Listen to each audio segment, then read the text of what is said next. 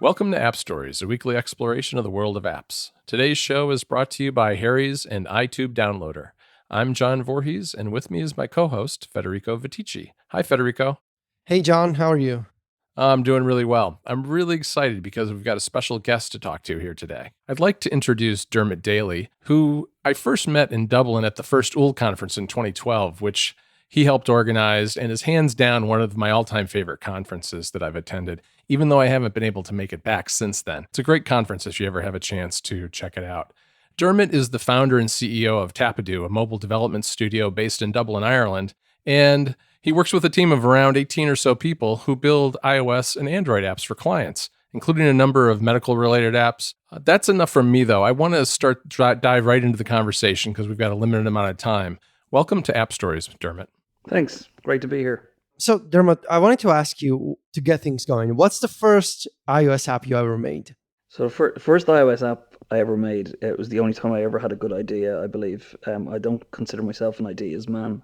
But the first app I wrote, I'd say the App Store was out a couple of months only. And I came up with this idea of, we had a white pages online in Ireland. So I came up with this idea of being able to scrape it. So I wrote an app that you could put in a person's name and their location, and it would go off to our online white pages, grab the HTML, find all the data in it, and present it nicely in an iOS app. It was a tiny little app, and about 2 days after I put it in the App Store, in Ireland only, it went to number one and kind of stayed there for about 6 weeks. And that's what gave me the impetus to say, there could be a business here. So you went from releasing a single app when the App Store was relatively young to founding and working with a team of people to create mobile software. So how did such a transition happen from being a solo developer to managing a big company? Because I can imagine that, especially in the old days of the App Store, it was quite unusual to have these big teams of people working on apps. But now I think it's sort of the norm. So I'm interested to know how that transition happened.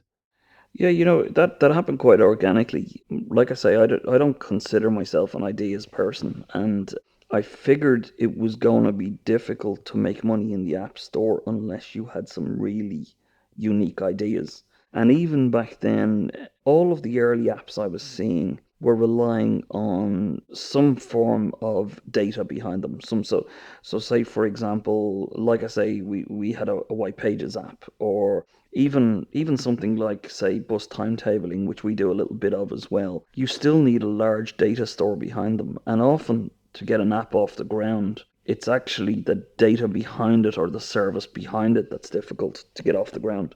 So I figured at the time it's going to be quite hard to make money off the App Store, but lots of people are going to need app development. So I decided I'd set up a company. And what I did is, at the start, I used that first app as a way, because it was doing reasonably well in the App Store, to go around and just say to people at meetups and so on, yeah, I'm a mobile app developer, I develop iOS apps. And I got a couple of local speaking engagements and basically said, I've got a company, we're doing this for hire. And quite quickly, people start coming to me saying, we hear you're the guy that can develop apps.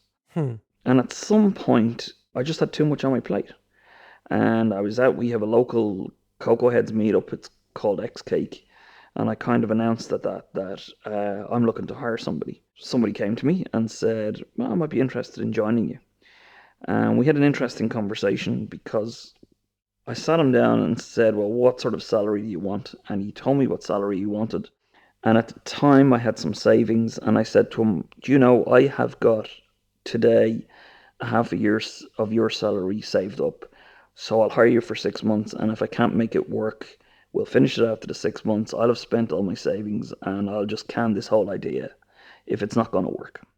It turned out that the day after he agreed to join, in fact, the day after he started, I landed a project with one of the big ad agencies to develop a rugby app, and he was quite a fan of rugby at the time, so he came straight in and started on this second app. And I never had to touch those savings. And then, in fact, the third employee, we kind of sat down and had the exact same conversation. And again, I found I didn't have to touch those savings. And then what I found is, over time, we just kept adding staff as the demand grew. So it's been organic. I mean, we're going 9 years now. It has taken a while to build up that team, and the business does go through peaks and troughs, as all services business do. That's where we find ourselves now. It went from iOS development to iOS and Android development. We're still waiting for somebody who wants to actually pay for Windows development. We haven't found that yet. So, but that's basically been it.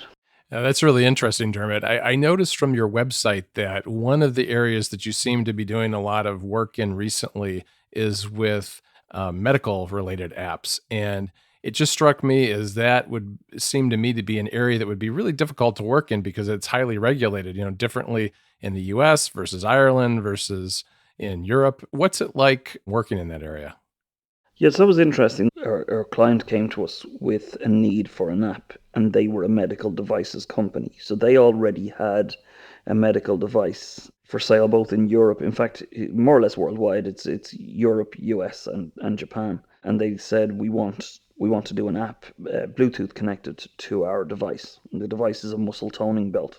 So we took on that project, and it was very much an R&D project because they were developing the firmware and the board and the Bluetooth at the same time we were developing the app. But if I was to describe it to you, I'd say take a typical app project and multiply it by 5 or 6 in terms of the effort. So the layers that get added onto it are checks and balances to make it be able to be passed an audit, an actual physical audit, which is carried out by the FDA. And in fact, this particular project was audited by the FDA. So the way it works is that there is an ISO standard which we followed, but the client writes what's called a software requirement specification, and this is a document written in the future tense, which says when the user presses this button, the app will do X. So that actually formally defines the app in really, really high detail before a line of code is written. What then has to happen is we, as the developers of it, have to write what's called a software design specification, which basically outlines as a document how we're going to meet the needs of the requirements. Then you get to write the code, and when you write the code, every source file has to reference what part of the software design spec it is implementing. Oh, wow. And and when that's written, you then have to write what's called a software verification protocol, which to all intents and purposes is a test plan. But the test plan refers to the original requirements. So it says, here's how we're going to test that we've met the requirements. And when you have all that written, then you have to actually carry out the tests, and then you sign warrants and so on to say, we have carried out these tests and it has passed. So that's it in kind of a nutshell. But like I say, it adds so much more formality to the whole development process. Yeah, it really sounds like it. What happens if you get to the development stage, for instance, and you find that there's just something you can't accomplish, that was described 6 months before in some spec? So literally what that does is that triggers a change in all of those documents. And and the interesting thing is to watch that as our team developed.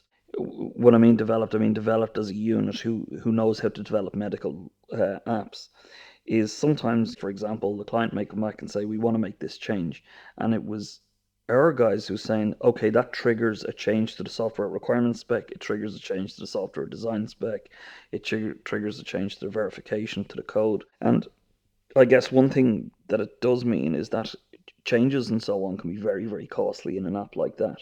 And in fact, just a few months back, about 2 months back, the FDA and the US FDA have actually released some new guidelines because they kind of admitted that, well, A, they're overwhelmed with work on audits, but B, that they recognize that this could stifle innovation, that the cost of making changes was so high, it could stifle innovation. And even for us, things like iOS 11 coming down the road, that does mean that we recompile the code for iOS 11. That's a new binary, which means it has to go through all its software verification. And in fact, in this example, software verification takes a number of days to run because the software itself has a number of different programs that it can do, and there's no shortcuts. We can't say, well, if we've tried program 1, we know program 2 is going to work. We have to actually physically run them. And Sasha often describes it as she's bought houses with less signatures than releasing a medical app. So Yeah, that's really amazing. I mean, do you have to go through that process every time you release an update too, or is it just with major OS revisions? Every update. So I mean, what you are warranting is the individual binary. So Wow. as you can imagine, changes are much fewer or much less common. The project, once it's baked, stays relatively static for quite a while, or at the very least, you are going to bunch feature requests together because there's this fixed overhead. There's a fixed overhead to releasing a new version of this app, even if we go in and change a typo. To all intents and purposes, it's a new binary, so therefore it has to go through new testing. It's quite onerous, I have to say. Yeah, that's amazing to me. It feels like that's a really good place to be in, though, in terms of software development right now, with Apple's focus on health and fitness apps. What's your view on Apple and their health and fitness push these days? Well, that's a very interesting one because I've read speculation that the reason the Apple Watch is not considered a health device is because of the FDA's process. So what I mean by that is for our app, for example, we had to go what's called through pre-market approval, which means that we have to go through our audit before we take it to market. And Apple don't like to do that sort of thing. Apple don't like to tell people about their products prior to putting them out into the market. And you see that once or twice in the past, Apple's FCC applications, as in their applications to the FCC, was what caused leaks, or at least to know that, yeah, they're going to do 3G or whatever it was back in the day. So I think this relaxation from the FDA may see Apple get a little more serious about it as a health device. Today, you would call the Apple Watch a wellness device for legal reasons almost. It's not a health device because it doesn't bring health benefits. Obviously, it can help you, say, for example, exercise more, but that you're still doing that. The watch isn't doing that, if you know what I mean. But if it was, for example, able to do glucose monitoring, for example, now it's a medical device. So I think what we will see is with the relaxation of the FDA stuff, we might see even more beneficial health stuff coming out of Apple. Thanks to Harry's for sponsoring App Stories this week. Harry's is all about a great shave at a fair price. I've been using Harry's products for almost 3 years now, long before they became a sponsor of App Stories, and I love their simplicity, effectiveness, and value. If you haven't tried Harry's yet, you should because I've got a great deal just for you. Sign up with Harry's now and get a free trial set that includes a weighted ergonomic razor handle, 5 blades, shaving gel, which I absolutely love, and a travel blade cover. That's a $13 value. All you need to pay for is shipping. So don't wait. Go to harrys.com/appstories. That's HARRYS.com/appstories to sign up and start shaving with Harry's. Thanks again to Harry's for sponsoring the show.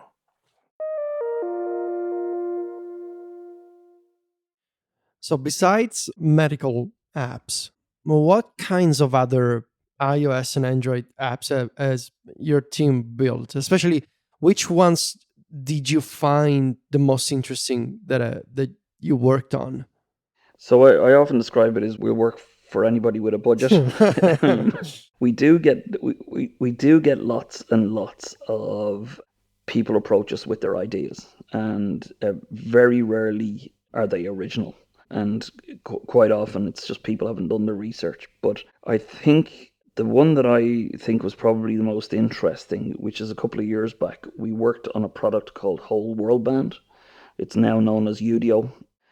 And Whole World Band was actually instigated by a guy who was quite a famous pop star in the 1980s. But the idea behind it was a virtual studio where a musician could seed a track and it would video them as they recorded it, and then they would put it into the Whole World Band system. And then you, as another musician, might say, okay, I want to do the drums for that track. And you could play the seed track supplied by the other person and record yourself at the same time and video yourself at the same time.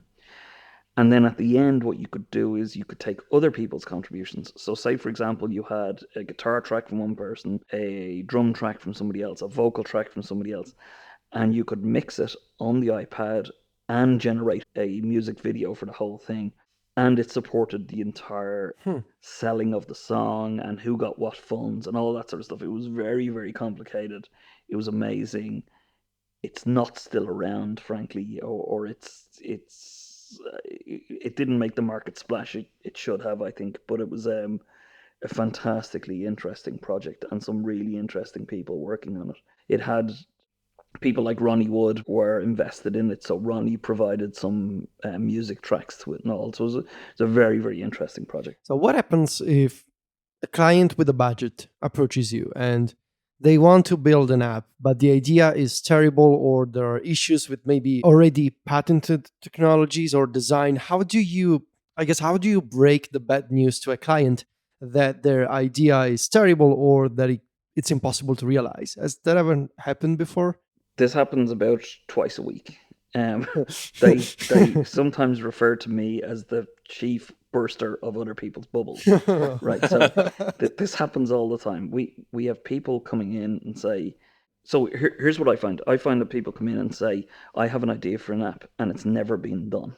And that means Sure. one of three.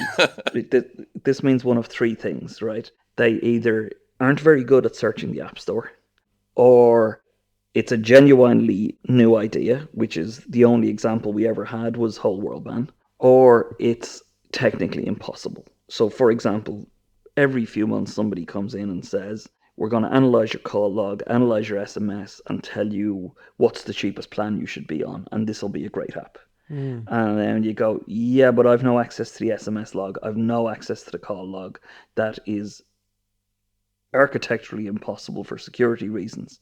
And they go, oh, and walk out of the office. I mean, that's the end of the conversation. So we do find it a lot, and we have written a couple of blog posts about this, which we can kind of tell from the tone of the email that comes in or the inquiry that comes in if an idea is a bad one. And what we tend to do is say, have a look at these two blog posts and tell me what you think. So one is about ballpark figures and why we don't give them out. Mm-hmm.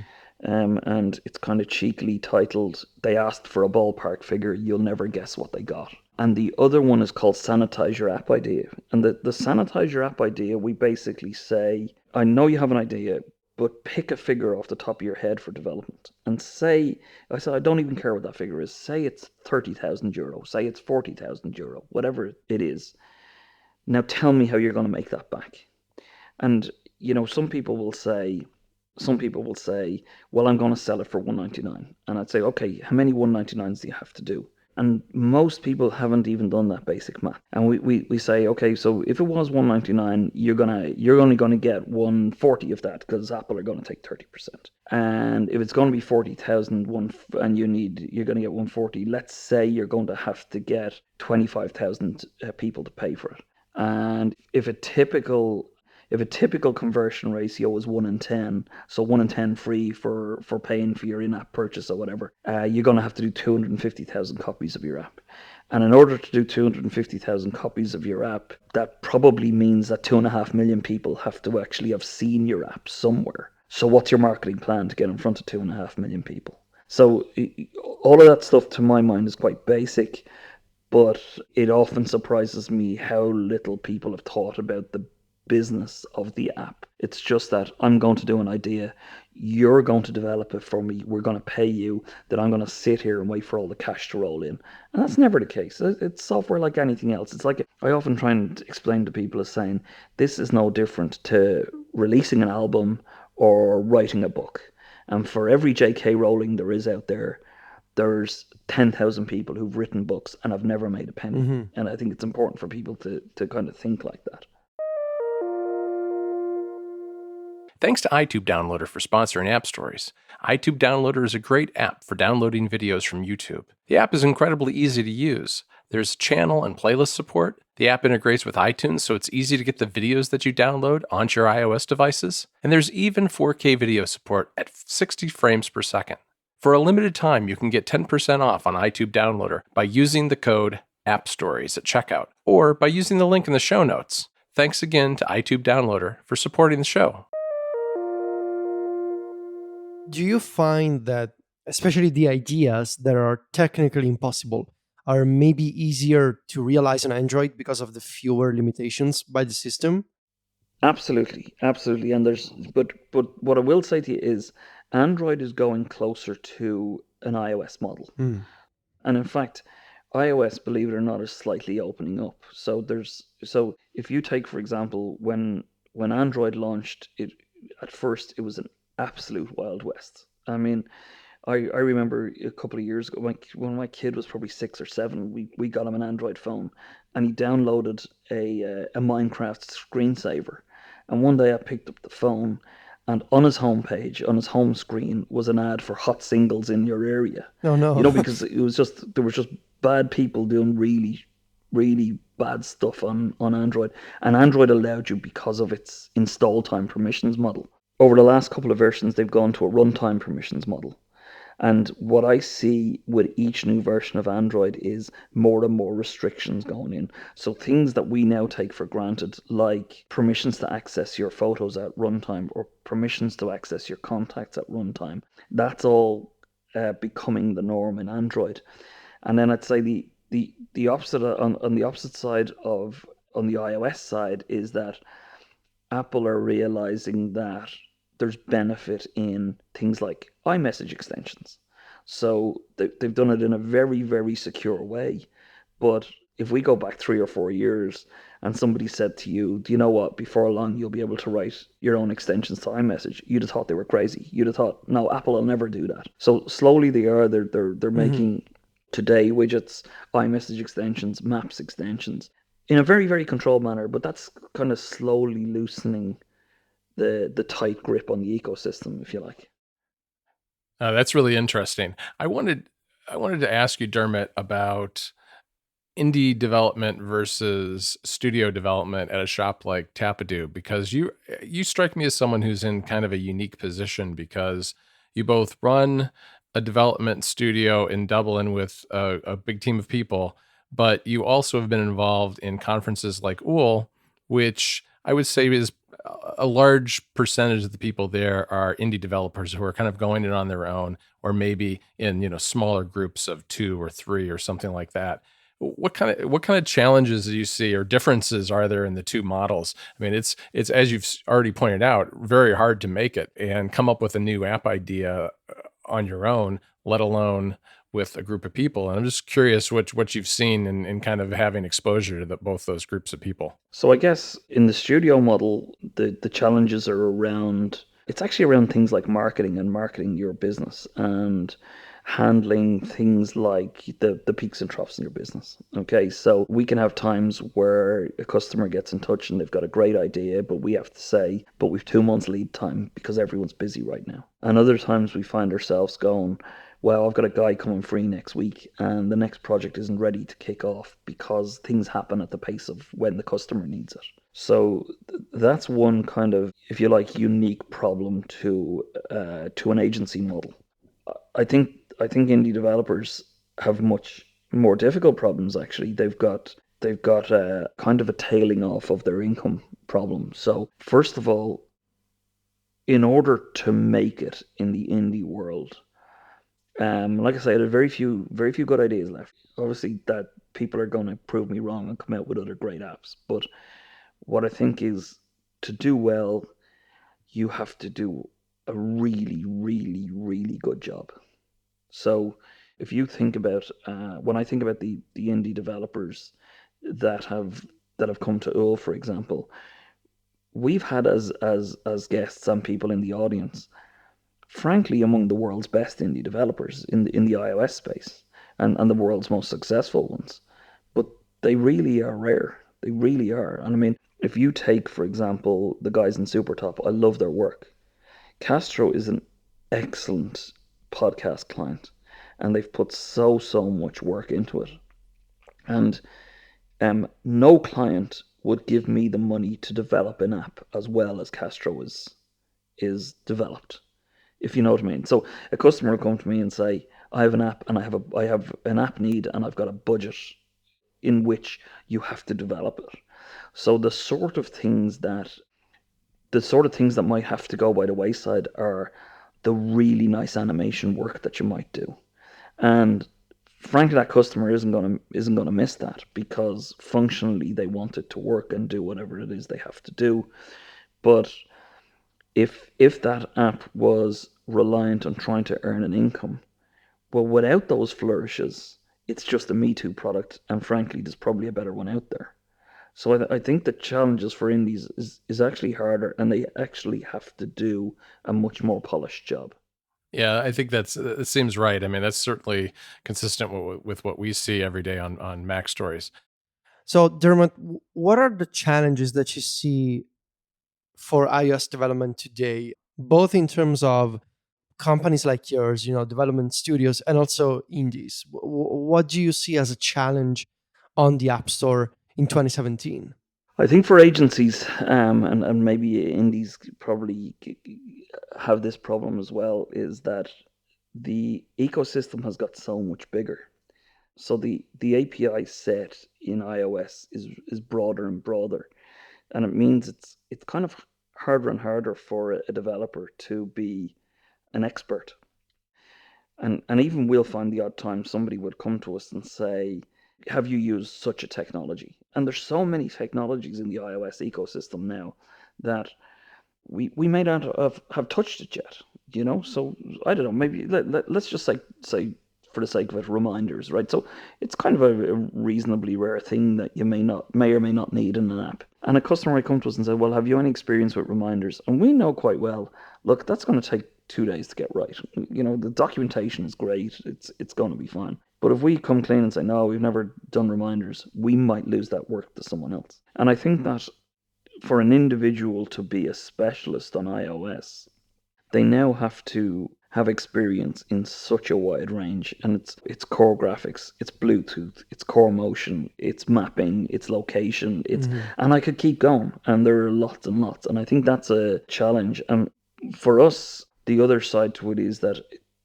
by and large, when we see new features, and when I go to WWDC, I get really excited, but I also know that these new features, my customers aren't going to want them for a year or two, because our customers are always very conscious about their end user demographics, and there's always some people who don't upgrade for them.